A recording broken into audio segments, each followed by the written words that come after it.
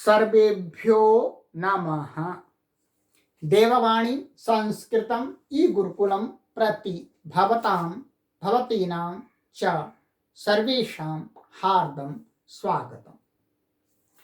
आइए मित्रों, लघु सिद्धांत कौमुदी के समास प्रकरण में अव्ययी भाव समास की लाइव कक्षा 9 को आज हम पढ़ना आरंभ करते हैं। और ये संपूर्ण समास आपको देववाणी संस्कृतम ऐप पर उपलब्ध है और देववाणी संस्कृतम यूट्यूब पर उपलब्ध है। जो भी इसका प्राइज है उसको देकर के आप इन कक्षाओं को कहीं पर भी कभी भी पढ़ सकते हैं। तो मित्रों, गत कक्षा में मैं आपको पढ़ा रहा था,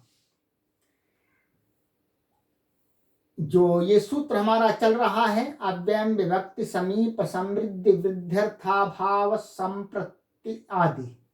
तो हमने आपको यहां तक पढ़ा दिया था, असंप्रति के अर्थ में वर्तमान जो अव्यय उसका समास होता है।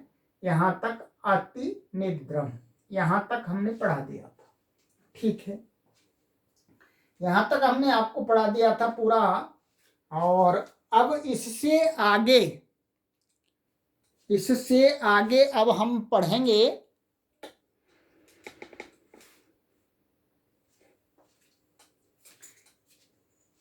जो इसका जो अर्थ आता है वो देखिएगा कि शब्द प्रादुर्भाव।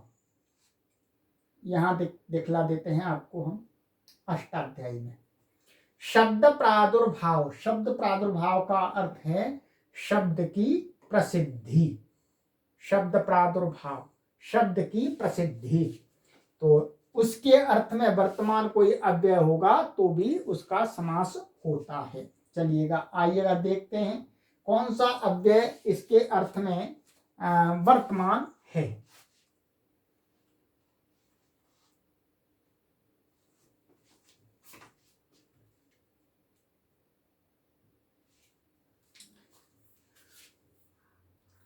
कहते हैं आचार्य वरदराज महाराज जी, हरि शब्दस्य प्रकाशः इति हरि।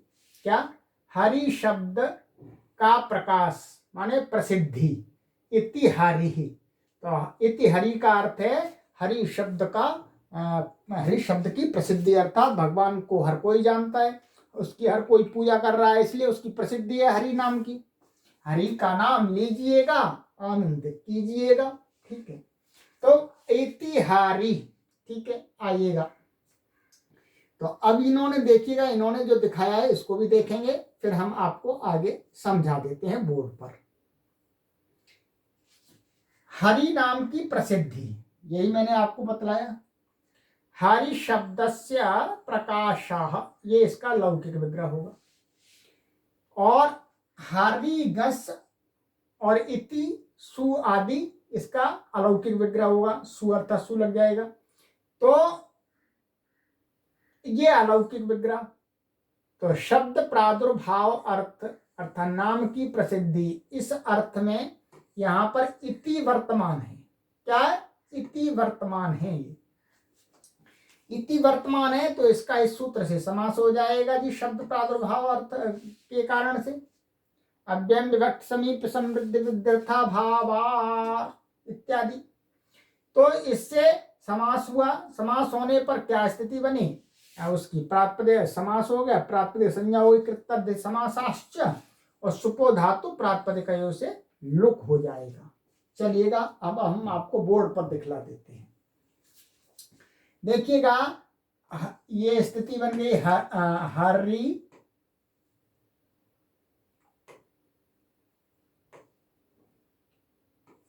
हरि नस और आपका इति और सु।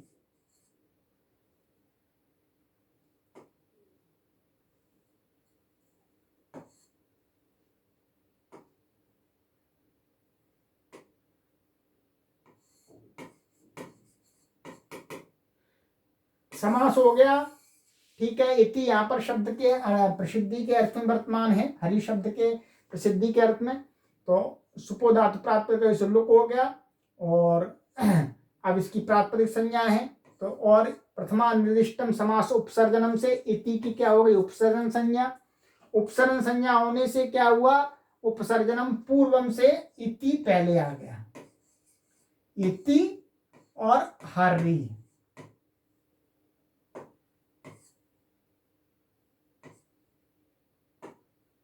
इति हरि, ठीक है। इति हरि ये आ गया आपका। अब ये प्रातिपदिक संज्ञा है, और अव्ययी भावस्य से क्या है, ये नपुंसक लिंग भी है, और अव्ययी भावस्य से ये क्या है, अव्यय भी है, ठीक है। तो अब यहाँ पर स्वादि उत्पत्ति करेंगे प्रातिपदिक संज्ञा होने के कारण से। सु आ गया आपका, ठीक है, सु आ गया। तो इति हरि सु, अब यहाँ पर क्या है, अव्यया दाप सुपाह, माने अव्यय से उत्तर क्या है, सुप का लुक हो जाता है। सुप माने 21 प्रत्ययों का, तो ये 21 में ही आता है।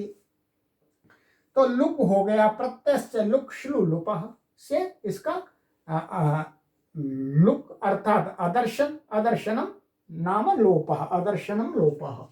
तो ये हट गया यहाँ से, ठीक है। हट गया तो क्या बचा, ये बच गया जी आपका ये इति हरि।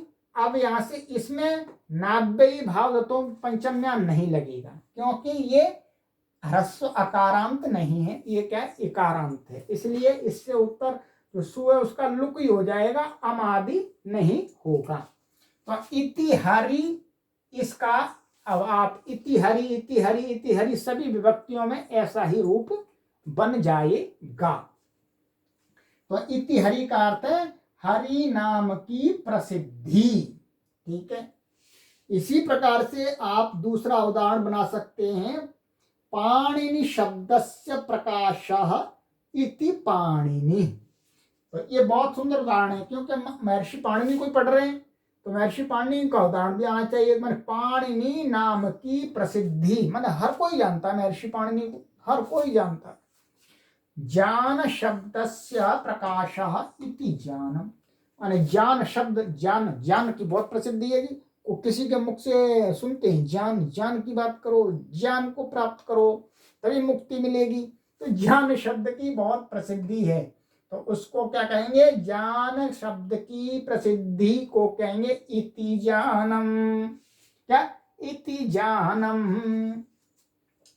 तो ये आपका शब्द प्रादुर्भाव के अर्थ में विद्यमान जो अव्यय है उसका उदाहरण हुआ। और भी हो सकते हैं, उनका भी आप बना सकते हैं।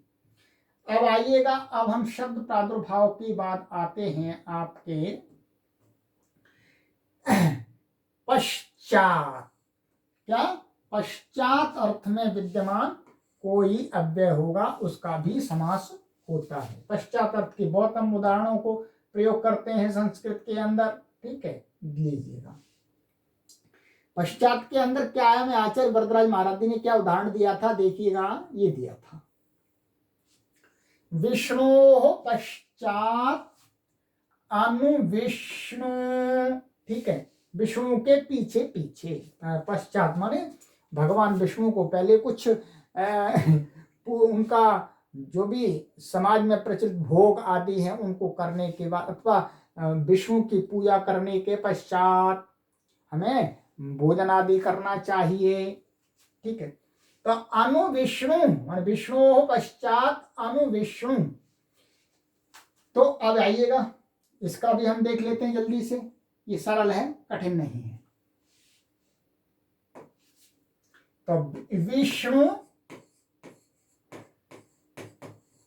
और नस और अनु, अनु किस अर्थ में, पश्चात अर्थ में, अनु और सु, ठीक है। इसका समास हो गया, आपका समास हो गया। समास होने पर कृतज्ञ समासाश्च से प्रातिपदिक संज्ञा, प्रातिपदिक संज्ञा सुपो धातु प्रातिपदिकयोः से लुक हो गया। क्या बचा आपका, विष्णु और अनु। अनु की क्या है, प्रथमा निर्दिष्टम समास उपसर्जनम, माने समास विधायक सूत्र में प्रथमा व्यक्ति से जो निर्दिष्ट पद होता है वो जिसको कहता है उसकी क्या हो जाती है, उपसर्जन संज्ञा। तो समास विधायक सूत्र क्या है, अव्ययम विभक्त, तो वहां पर अव्ययम प्रथमा से निर्दिष्ट है और वो अव्यय किसको कहता है, यहाँ पर इसको कह रहा है, इसलिए इसकी क्या हो जाएगी जी, बोलो, उपसर्जन संज्ञा। तो उपसर्जन संज्ञा का लाभ क्या होता है, उपसर्जन महाराज जी पूर्व में आ जाते हैं, तो उपसर्जनम पूर्वम, तो यहाँ पूर्व में आ जाएंगे ये अनु महाराज, ये अनु महाराज जी यहाँ आ गए, यहाँ से हट जाएंगे, कहेंगे यहाँ नहीं चलो, तो अनु विष्णु ऐसा बन गया। अब ये क्या है, अव्ययी भावश्च से ये कैसा है, अव्यय, क्या है, अव्यय, अव्यय है, तो अव्यय से अब क्या होगा, इसकी स्वादि उत्पत्ति करेंगे प्रातिपदिक संज्ञा होने के कारण से। अव्ययादाप सुपा से जो अव्यय से उत्तर सुपादि का लुक हो जाता है, ठीक है, लुक हो गया। और ये इसका लिंग क्या है, अव्ययी भावश्च से नपुंसक लिंग है, तो इसका उदाहरण क्या बना आपका, अनु विष्णु, माने विष्णु के पीछे, विष्णु के पश्चात, ठीक है। अब इसके रूप सभी विभक्तियों में ऐसे ही चलेंगे, राइट। चलिएगा अब और आगे देखते हैं, आगे क्या कहते हैं महाराज जी, इनका और भी उदाहरण दिए होंगे इन्होंने, क्योंकि ये आचार्य वरदराज महाराज जी से और बढ़कर के उदाहरण हमें दिखला देते हैं, ये बहुत ही अच्छी बात है, ठीक है। देखिएगा ऐसे ही आगे उदाहरण दिया इन्होंने, अनुरथम, अनुशिष्यम, अनुगोपालम, बहुत सारे उदाहरण है, जैसे रथस्य पश्चात अनुरथम, मान रथ के पीछे, शिष्यस्य अनु मान शिष्य के पीछे, अनुगोपालम, गोपालस्य पश्चात, गोपाल के पीछे, ठीक है। तो यहाँ ये जो अनु अनु प्रयोग हो रहा है, ये किस अर्थ में हो रहा है, पश्चात अर्थ में, पीछे अर्थ में, इसलिए इसका यहाँ ये समास हो गया है। और यहाँ पर अनुरथम में आपका क्या है, सामान्य नाभ्य भाव पंचम में अलग करके अम हो जाएगा, और जो अधिगोपम की तरह इसके रूप चलेंगे इन तीनों की, ठीक है। चलिएगा अब विशेष बात कुछ हमको देखनी है मित्रों, इसको समझना है ध्यान से, ठीक है, जो ये कहना चाह रहे हैं। पहले मैं आपको यहाँ समझा देता हूँ एक बार, जिससे आपको सरलता हो जाएगी। देखिएगा अब इन्होंने दिया है यथा, अब यथा, यथा, ठीक है, यथा का अर्थ जैसा आप समझते हैं, यथा माने जैसे, हम संस्कृत भाषा में प्रयोग करते हैं, यथा माने जैसे, तो यथा माने जैसे, परंतु यहाँ यथा के अर्थ कुछ विशेष हैं, आ जाइएगा क्या है वो आचार्य वरदराज महाराज जी हमें बतला रहे हैं। कहते हैं यथा के अर्थ हैं चार, कितने अर्थ हैं ये, चार अर्थ हैं, योग्यता, वीप्सा, पदार्थानतिवृत्ति, सादृश्यानि यथार्थाः, ठीक है। यथा, यथार्थ माने यथा, यथा के कितने अर्थ हैं, ये चार अर्थ हैं। एक तो योग्यता, योग्यता माने उसके योग्य होना, उसकी योग्यता आप समझते ही हैं। और वीप्सा, वीप्सा माने जिसको कहना चाह रहे हैं उस प्रत्येक में होना, प्रत्येक के प्रति भाव दर्शित करना, सत्ता को दर्शाना। और पदार्थानतिवृत्ति माने किसी का उल्लंघन ना करना, उल्लंघन ना करना, जो भी कुछ कहना चाह रहे हैं, जो शब्द है उसके अर्थ का उल्लंघन ना करना, अभी उदाहरण में स्पष्ट हो जाएगा। और सादृश्य, सादृश्य माने समानता, समानता, ये चार अर्थ यहाँ पर इन्होंने बताए हैं। तो यह चार अर्थों में समास करना है, ठीक है। अब क्या है, हम आपको अभी चलो उसको बाद में बताएंगे, पहले ये देखते हैं। तो इन चार अर्थों में वर्तमान यदि कोई अव्यय है तो वो भी समर्थ सुबंत के साथ समास को प्राप्त हो जाता है। चलिएगा मित्रों, आइएगा अब हम इसके उदाहरण देखते हैं। देखिए उदाहरण दिया इन्होंने सबसे पहला, रूपस्य योग्यम अनुरूपम। पहला उदाहरण क्या है? योग्यता। योग्यता और योग्यम शब्द एक ही बात है। तो रूपस्य योग्यम अनुरूपम माने रूप के योग्य। भाई ये व्यक्ति रूप के योग्य है, इसको देना ही चाहिए रूप परमात्मा को, इसके अंदर बहुत सारे गुण हैं। ठीक है, तो अनुरूपम, तो अनुरूपम माने रूप के योग्य। ये उदाहरण दिया इन्होंने। आइएगा देखते हैं नीचे थोड़ा सा, फिर हम आपको बोर्ड पर समझा देते हैं। देखिएगा, पहले हम ये देख लेते हैं थोड़ा सा इनका। इस सूत्र में यथा के अर्थ में विद्यमान अव्यय के साथ समास का विधान हुआ है। ठीक है, यथा के 4 अर्थ माने गए हैं: योग्यता, दीप्सा, पदार्थानतिवृत्ति और सादृश्य। योग्यता का अर्थ होता है योग्य, ठीक है, उचित होना, वही बताया। दीप्सा का माने बारंबार, बारंबार का अर्थ यही है कि हर घर, जैसे प्रत्येक घर बोलते हैं, प्रत्येक घर माने प्रत्येक घर, प्रत्येक देश, प्रत्येक पुस्तक, प्रत्येक व्यक्ति, तो ये दीप्सा होता है। पदार्थानतिवृत्ति माने पद के अर्थ का उल्लंघन न करना, अर्थात जो शब्द है जिस अर्थ को कहता है उतना ही कहना, उससे अधिक ना कर कहना, न कम कहना। सादृश्य का अर्थ होता है एक जैसा होना। यहाँ पर चारों अर्थों में समास का उदाहरण दिखाया जा रहा है। तो अभी हम सबसे पहले लेंगे योग्य का उदाहरण। तो क्या? रूपस्य योग्यम अनुरूपम।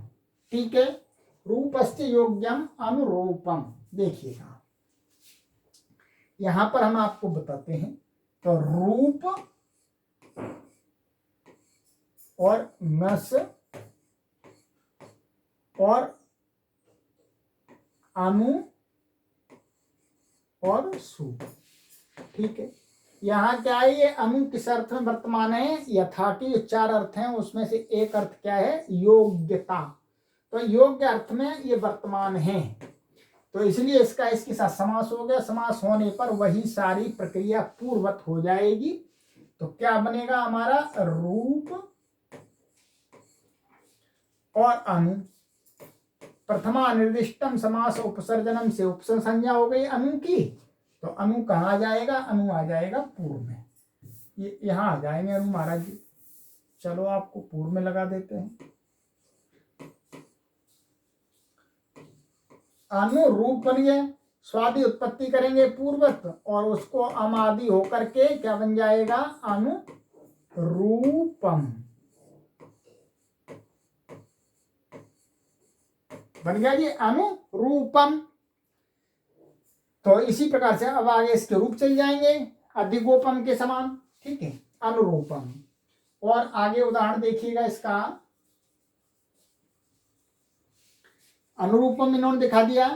तो ये अनुरूपम माने रूप के अनुकूल, रूप के योग्य। अब क्या है? इसी प्रकार से अब दूसरे उदाहरण भी देख सकते हैं इसी योग्य अर्थ में।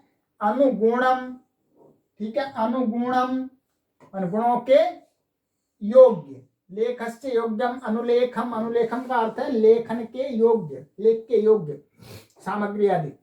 विद्यालयस्य योग्यम अनुविद्यालयम, विद्यालय के योग्य। तो इनमें भी आप अपना इसी प्रकार से समास कीजिएगा, अभ्यास कीजिएगा। अब दूसरा अर्थ था दीप्सा। ठीक है, दीप्सा के लिए जो उदाहरण वहां आचार्य वरदराज महाराज जी ने दिया हमें, वो दिया प्रत्यर्थम। क्या दिया? प्रत्यर्थम। माने प्रत्यर्थम माने प्रत्येक अर्थ के प्रति, प्रत्येक अर्थ को कहता है दीप्सा माने प्रत्येक ही वास्तव में। तो अब इसका हम लौकिक विग्रह करते हैं तो ऐसे समझाते हैं, अर्थम अर्थम प्रति प्रत्यर्थम। क्या? प्रत्येक अर्थ के प्रति। ठीक है, तो आइएगा अब देखिएगा, यहां देखते हैं। तो ये है अर्थ, जो प्रति के योग में द्वितीय होती है इसलिए यहाँ पर अम आएगा, ध्यान रखेंगे। अर्थ अम और प्रति सु, और यहां पर ये प्रति क्या है, पिप्सा अर्थ में विद्यमान है, तो इसका समास हो गया। तो क्या बना, अर्थ, समास होने पर पूर्व सारा युक आदि हो जाएगा, तो अर्थ प्रति, ये बन गया। उपसर्जनम पूर्व, ये प्रथमानिष्टम समास उपसर्जन से उपसर्जन संज्ञा है, उपसर्जनम पूर्वम से ये यहाँ पूर्व में आ गया। और यहाँ पर इको एणची लग करके क्या बना, ये प्रत्यर्थम, प्रत्यर्थ, ठीक है, इतना ही बनेगा अभी तो, प्रत्यर्थ। और इससे अब स्वादि उत्पत्ति आदि होकर के और नाभ्ययी भाव दतुंत पंचम्या आदि लग करके इसको अमादि होकर के क्या बन जाएगा, प्रत्यर्थम। ये सरल है, अब कोई परेशानी नहीं, प्रत्यर्थम ये बन गया, राइट। अब आगे और देखिएगा, चलिए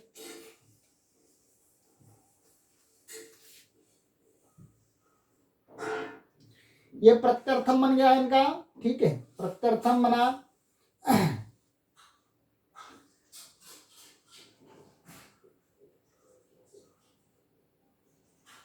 ये वही बात बार बार कहते हैं। इसी प्रकार से इस विप्सा अर्थ में वर्तमान और भी हो सकते हैं, जैसे छात्रम, छात्रम प्रति, प्रति छात्रम, तो यहाँ पर भी वैसा ही समास है। जन्म, जन्म प्रति, प्रति जन्म, गृहम, गृहम प्रति, प्रति गृहम आदि बनाने में आप सक्षम हो सकते हैं। तो ये समझ में आ गया। विप्सा माने बार बार किसी चीज, माने जो शब्द को कह रहे हैं हम, उस शब्द का जितना भी संसार में अर्थ है उस सबको कहने की इच्छा, ठीक है, कोई भी नहीं छूटना चाहिए उसमें। हमने कहा पुस्तक, पुस्तक, पुस्तकम, पुस्तकम प्रति, माने तो प्रत्येक पुस्तक, संसार की प्रत्येक पुस्तक के विषय में हम कुछ कहना चाहते हैं। तो ये इस प्रकार से विप्सा अर्थ होता है।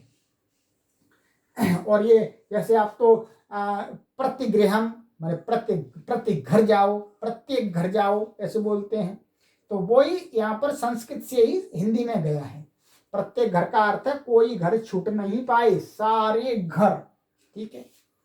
तो ये वहां व्याप्ति, व्याप्ति आइएगा। अब आगे जो उदाहरण दिया था कि पदार्थानतिवृत्ति, यही उदाहरण दिया था। क्या अर्थ पदार्थानतिवृत्ति, ये देखिएगा।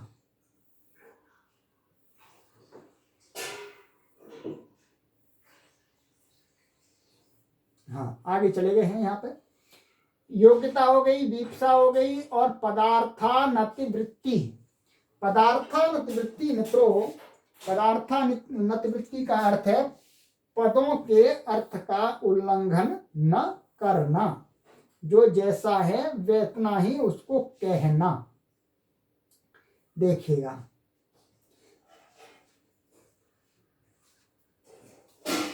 यथाशक्ति, इन्होंने उसका पदार्थानतिवृत्ति का दिया यथाशक्ति।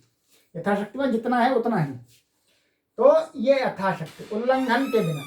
शक्ति अनतिक्रम्य, माने शक्ति, जितनी शक्ति है उसका अतिक्रमण न करके, अनतिक्रम्य। यथाशक्ति, ये उदाहरण आ गया यथाशक्ति। तो अब देखिएगा यहाँ यथा शब्द, यथा जो अव्यय है वो किसमें वर्तमान है, पदार्थानतिवृत्ति, माने जो जितना है पदार्थानतिवृत्ति में वर्तमान है ये पद। यथा या स्वामी आ गया, तो अब इसका समास इसके साथ में होगा शक्ति, ठीक है। तो यथाशक्ति उदाहरण को हम घटाते हैं, आइएगा बनाते हैं। ये देखिएगा, तो शक्तिम, तो शक्ति और यथा सु, राइट, इसका समास हो गया।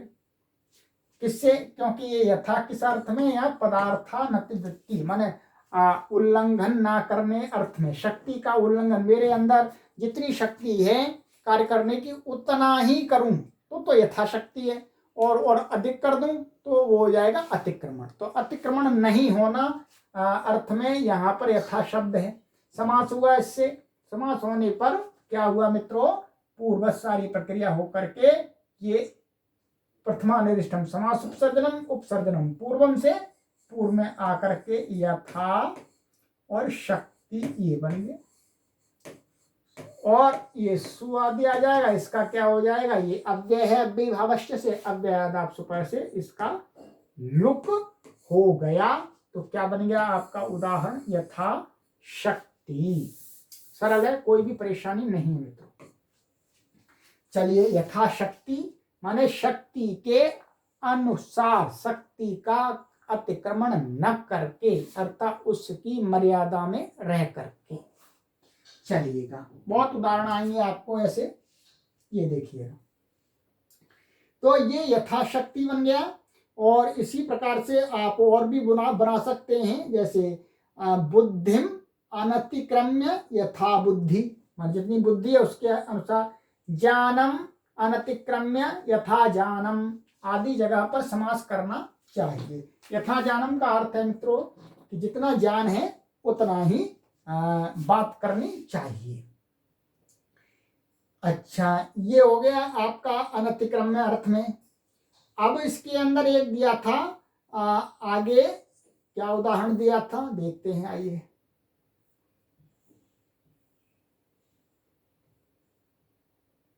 यथाशक्ति हो गया आपका। चलिए, अब सादृश्यानि, सादृश्य अर्थ और है, क्या है, सादृश्य अर्थ और है। सादृश्य अर्थ का उदाहरण ये आगे दिखा रहे हैं। उसके लिए हमें साथ में एक नया सूत्र भी पढ़ना पड़ेगा, ठीक है।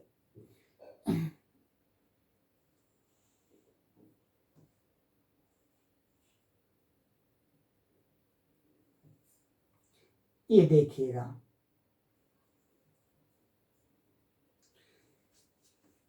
इसका उदाहरण नीचे दिया है इन्होंने, हरेः सादृश्यम। क्या है, हरेः सादृश्यम साहरिः, ठीक है। तो सहहरिः, सहहरिः का अर्थ है हरि के सादृश्य। तो अब ये लौकिक विग्रह हुआ, इसके लिए हम अभी आपको ये सूत्र पढ़ाएंगे, ये ऊपर आ दिया है। तो याद देखिए, हरि गस और साह सु आदि अलौकिक विग्रह हो गया। तो अब यहाँ पर यथा के असदृश अर्थ में विद्यमान यहाँ पर सह है। वैसे सह का अर्थ क्या होता है, साथ, पर यहाँ पर सह का अर्थ है सादृश्य अर्थ। ये ध्यान रखेंगे, ये विशेष बात है, सादृश्य अर्थ। तो अब समास हो जाएगा, ये हो गया पूरा, ठीक है। ये अव्यय विभक्ति से समास हो गया इसका, हरेः सादृश्यम। चलिएगा, यहां पर मैं आपको दिखला देता हूं, ये लीजिएगा, ये हरि नस और साह सु, ठीक है। इसका क्या है, सादृश्य अर्थ में ये वर्तमान है, इसलिए इसका समास इसके साथ हो गया। समास होकर के क्या बना, हरि साह, हरि साह। अब इसका उपसर्ग संज्ञा है ही इसकी, उपसर्ग पूर्व से पूर्व में आ गया, पूर्व में आ गया तो क्या बना, साह और हरि। परंतु हमें बनाना क्या है, सहरि। क्या बनाना है हमें बनाना है सहरि, सहरि बनाना है, ठीक है। सहरि बनाने के लिए इस साह को स करने के लिए हमें आचार्य वरदराज महाराज जी महर्षि पाणिनि का एक सूत्र पढ़ाने जा रहे हैं, देखिएगा। वही यह सूत्र है, अव्ययी भावे चाकाले। सरल सूत्र है, क्या है, अव्ययी भावे चाकाले। ये समास प्रकरण का नहीं है, परंतु समास जहां पर इस प्रकार का होता है वहां ये लगेगा। तो ये 6वें अध्याय के 3रे पाद का 81वां सूत्र है। अव्ययी भावे सप्तमी व्यक्ति है, एक वचन, च अव्यय पद है, अकाले, अकाले सप्तमी व्यक्ति एक वचन है, और अकाले में समास है न कालः अकालः, ये इसका समास भी कर लीजिएगा। इसमें न कालः अकालः और तस्मिन् अकाले, तस्मिन् अकाले। तो अकाले, तो अकाले में फिर ये नई तत्पुरुष समास हुआ है। कौन सा हुआ? नई तत्पुरुष, राइट। तो अब इसका अर्थ देखिएगा। ये मैं आपको अष्टाध्यायी में सूत्र पहले दिखला देता हूं, जिससे आपको समझने में सरलता हो जाएगी।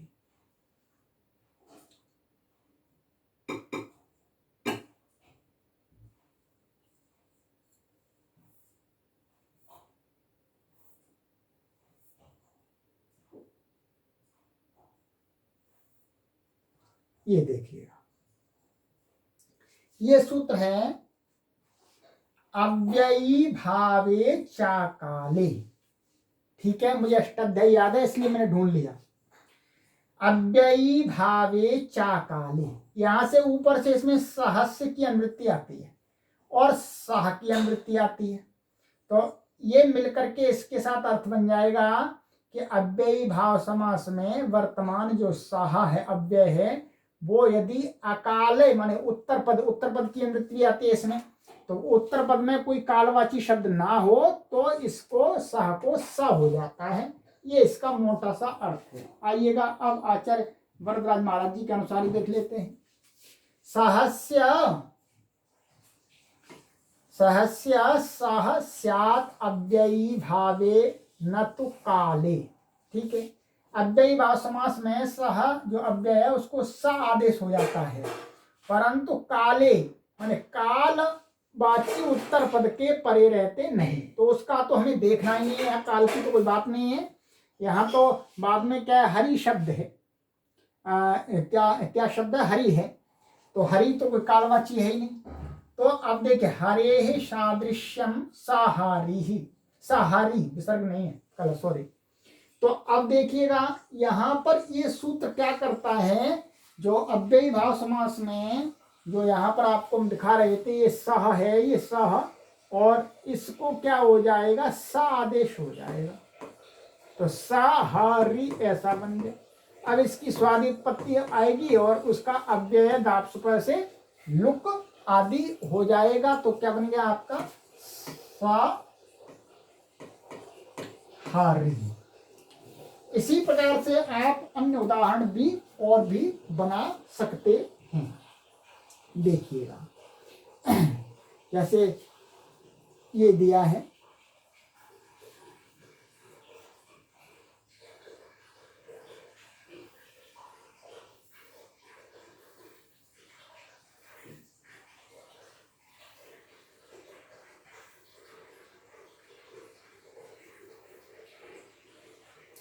साहारी बना दिया। तो ये साहारी इसी प्रकार से और भी सविष्णु आदि बना सकते हैं। तो ये लुक आदि हो गया है, ये बन गया। तो मित्रों आइएगा, इस कक्षा में हम आपको इतना ही पढ़ाएंगे, इतना ही पढ़ाएंगे। ये हमने आपको सादृश्य अर्थ के सभी उदाहरण पढ़ा दिए। सादृश्य अर्थ के सभी उदाहरण हमने आपको आज पढ़ाए हैं मित्रों। ठीक है, देखिएगा।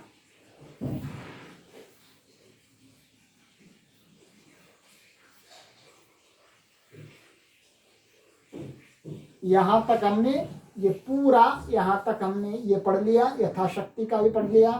और ये अव्ययी भावे चाकाले अर्थात ये इसका उदाहरण था आपका। ये सह का, ये सादृश्य का अर्थ। तो यहाँ तक सादृश्य के अर्थ तक हमने आपको पढ़ा दिया है। अब आगे हमारा चलेगा आनुपूर्व्य। इस सूत्र के अंदर जो आनुपूर्व्य पढ़ा हुआ है, ये आप देखेंगे आनुपूर्व्य। ये अब यहाँ से पढ़ना हम आगे की कक्षा में आरंभ करेंगे।